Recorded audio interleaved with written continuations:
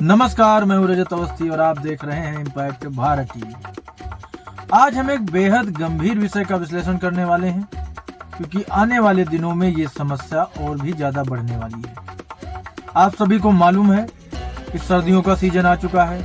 भारत के तमाम हिस्सों में अब सर्दी अपने रौद्र रूप में आगे आएगी। अभी की अगर बात करें और उनसे जुड़ी कई ऐसी घटनाएं हैं जो आप सुबह जब अपना अखबार खोलते हो, टीवी खोलते हो तो आपको देखने को मिलती है। हेडलाइन में चल रहा होता है कि विजिबिलिटी कम होने की वजह से कोहरे के कारण बड़ा हादसा हो गया और उसमें कई लोगों की जान चली गई। आज भी कई ऐसी घटनाएं देखने को मिली, लेकिन सभी इस घटनाओं के बारे में तो बताते हैं, लेकिन इनसे कैसे बचा जा सकता है उसके बारे में कोई भी चैनल बात नहीं करता। या ये कह सकते हैं कि न्यूज चैनलों की आदत अब निगेटिव चीजें दिखाने पे ज्यादा है।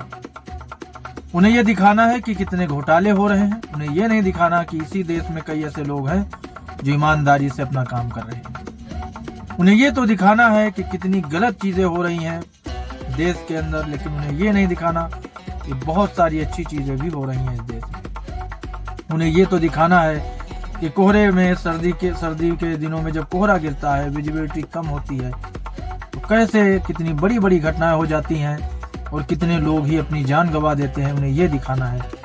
लेकिन कैसे इससे बचा जा सकता है, कैसे सावधानी इसमें रखी जा सकती है, इस पर उन्हें बात नहीं करनी। उन्हें हेडलाइन से मतलब है, और ये केवल न्यूज चैनल्स की बात नहीं है, आम लोगों की भी यही धारणा है। वो समस्या की तो बात करते हैं, लेकिन उसके समाधान की कभी बात नहीं करते। और ये दुर्भाग्य की बात है कि अगर समाधान के ऊपर बात करी जाए तो यह समस्याएं बहुत जल्द खत्म हो सकती हैं, यह समस्याएं बहुत जल्द समाप्त हो सकती हैं।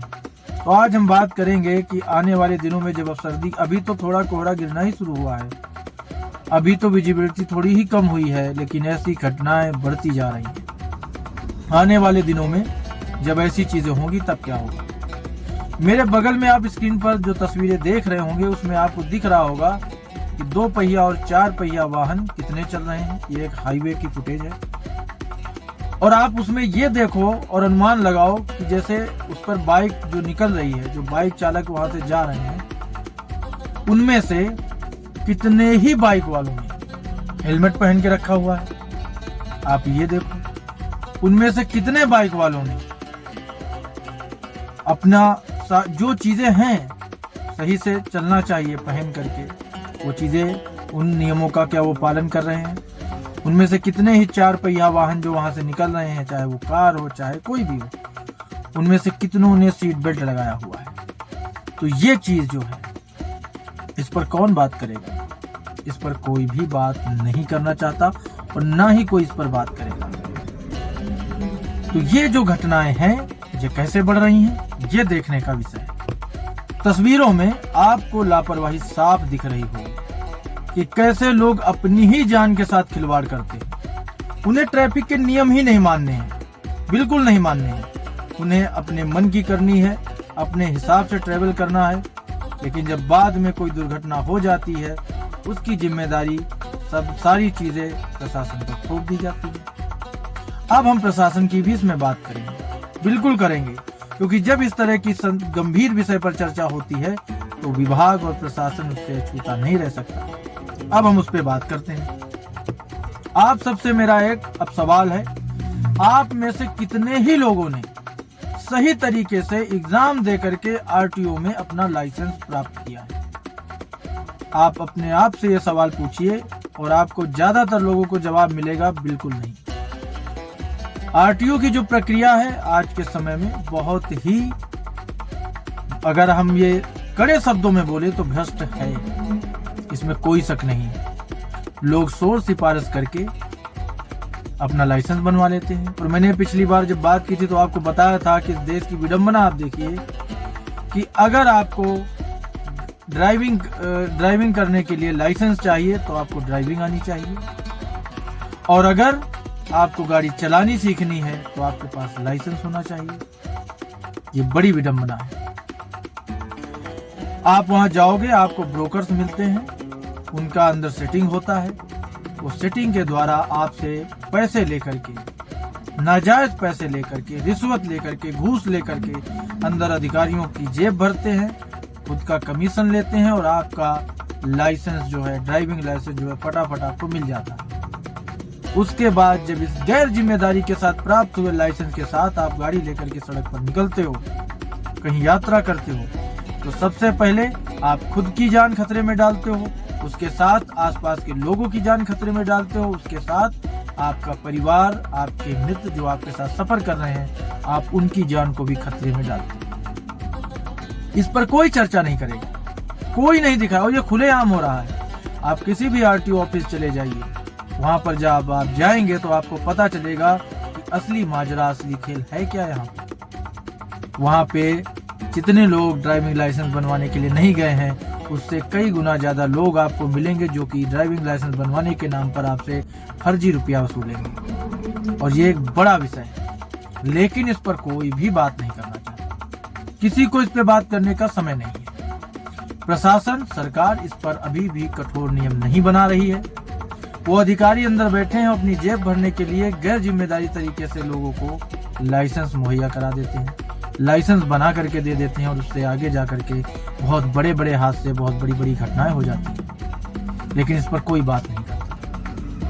ये बड़ी ताज्जुब की बात है कि इतना बड़ा सिस्टम, क्योंकि अगर आप बाहर निकलोगे तो आपको 1 मिनट के अंदर सैकड़ों गाड़ियां सड़क पर दौड़ती हुई मिल जाएंगी। इसका मतलब है इस सैकड़ों लाइसेंसधारी लोग चल रहे हैं। और एक और इसमें बड़ी चीज आपको हम बता दें, बहुत सारे लोग ऐसे भी हैं जो लाइसेंस बनवाते ही नहीं है, सालों साल वो गाड़ी चलाते रहते हैं बिना लाइसेंस। चालान होता है, उनका जुर्माना भर के काम खत्म। ये हो रहा है। अब इसकी जिम्मेदारी बिल्कुल सरकार को तो लेनी ही पड़ेगी, और ये सभी के लिए है, पूरे देश की हम बात कर रहे हैं, क्योंकि ये लापरवाही हर जगह है, हर जगह आपको देखने को मिल ही जाएगी, लेकिन उस पर कोई बात नहीं करना चाहता ना। तो ये गंभीर विषय है। तो आज के समय में जो आज का मैं आपको विषय बता रहा हूँ, ये बेहद जरूरी था आपके सामने ये सारी बातें रखना। हो सकता है कुछ लोग इसे समझ करके, सीख करके कुछ अच्छा करने की कोशिश करें, कुछ लोगों में सुधार आ जाए। प्रॉपर एग्जाम दे कर ही आपको लाइसेंस बनवाना चाहिए। उसकी प्रक्रिया है कि आप आवेदन करते हैं, आप एक एग्जाम देते हैं, आपका लर्निंग लाइसेंस बनता है, उसके बाद वो प्रॉपर लाइसेंस आपको बन के मिल जाता है। लेकिन आप सही तरीके से एग्जाम दे करके लाइसेंस प्राप्त कर सकते हैं। आप कोई शॉर्टकट ना अपनाएं, क्योंकि उससे आपका ही जीवन संकट में जाएगा। अब हम एक अपनी ओर से सुझाव देना चाहेंगे तमाम राज्यों की सरकारों को कि अगर आपको लाइसेंस की प्रक्रिया और थोड़ा सा सही करनी है तो उसके लिए कुछ कदम उठाए जा सकते हैं, जिसमें एक हमारा भी सुझाव है कि हर जिले में एक ऐसा केंद्र बनाया जाए जहां पर व्यक्ति जो है एडमिशन ले ले, 1 महीना 2 महीना जो भी आप उसकी ड्यू रखे, वहां पर वो गाड़ी चलाना सीखे, और सीखने के बाद उसको लर्निंग लाइसेंस वहां से दिया जाए। उसके बाद वो लर्निंग लाइसेंस लेकर, क्योंकि उसने 2 महीना आपके यहाँ गाड़ी चलाने का प्रशिक्षण आपसे लिया है, फिर वो लर्निंग लाइसेंस लेकर के बाहर निकलेगा और गाड़ी चलाना सीखेगा। उसकी एक ड्यू सीमा तय कर दी जाए, कितने दिन तक आप लर्निंग करोगे, लर्निंग गाड़ियां चलाओगे लर्निंग लाइसेंस के साथ। फिर उसके बाद उसका आवेदन हो, और उसे दोबारा से परीक्षा में जब वो पास हो जाए, पूरी तरह से एग्जाम देकर के पास हो जाए, उसके बाद उसका जो है मेन लाइसेंस बना करके ड्राइविंग लाइसेंस उसको दिया जाए। तो अगर इस प्रक्रिया के तहत काम होगा तो मेरे हिसाब से घटनाएं भी कम होंगी, लोगों की जानें भी बचेंगी, और जो लापरवाही हो रही है उसमें भी सुधार होगा। ये भ्रष्ट शासन प्रशासन को सुधारने के लिए कठोर कदम जरूरी ही हैं। और सबसे बड़ी चीज है कि माँ बाप को एक चीज ध्यान देने वाली है। आज के समय जब बच्चा कॉलेज जाता है, उसके पहले ही घर वाले बाइक लेकर के दे देते हैं, कार लेकर के दे देते हैं, जिसकी जैसी हैसियत है वो गाड़ी उसको अपने बच्चे को लेकर के दे देता है, ताकि उसे परेशानी ना हो स्कूल और कॉलेज जाने में। लेकिन उसी ही जिम्मेदारी के साथ उन माँ बाप को चाहिए कि पहले उसका ड्राइविंग लाइसेंस प्रॉपर बनवा कर उसे दें, उसके बाद उसको गाड़ी लेकर के दें, तब वो सड़क पे जाए। ये हमारा, क्योंकि ये सबकी जिम्मेदारी है। जब गाड़ी चलाने वाला, गाड़ी देने वाला, लाइसेंस बनाने वाला, लाइसेंस बनवाने वाला, ये सभी जागरूक होंगे, उसके बाद ही ये घटनाएं रुकने वाली हैं। क्योंकि आपको अगर हम आंकड़ा बता दें तो आप ये समझ लो हजारों लोगों की जान प्रतिदिन, भारत की अगर केवल बात करें तो केवल सड़क दुर्घटना में उनकी जान जाती है। ये बहुत गंभीर विषय है। बाइक वालों को हेलमेट और कार वालों, बड़ी जो 4 पहिए गाड़ी चलाते हैं, उनके लिए सीट बेल्ट अनिवार्य होना चाहिए और वो खुद से करना चाहिए उनको। ये जुर्माना दे करके आप क्या कर रहे हो? अगर आप नहीं लगाते तो आपको जुर्माना पड़ता है, ट्रैफिक पुलिस वाला आपसे जुर्माना लेता है, लेकिन वो आपकी जान को जोखिम में डालने के लिए आपसे जुर्माना ले रहा है। आपने अपनी जान को जोखिम में डाल दिया है और उसके बदले जुर्माना भी आप दे रहे हो।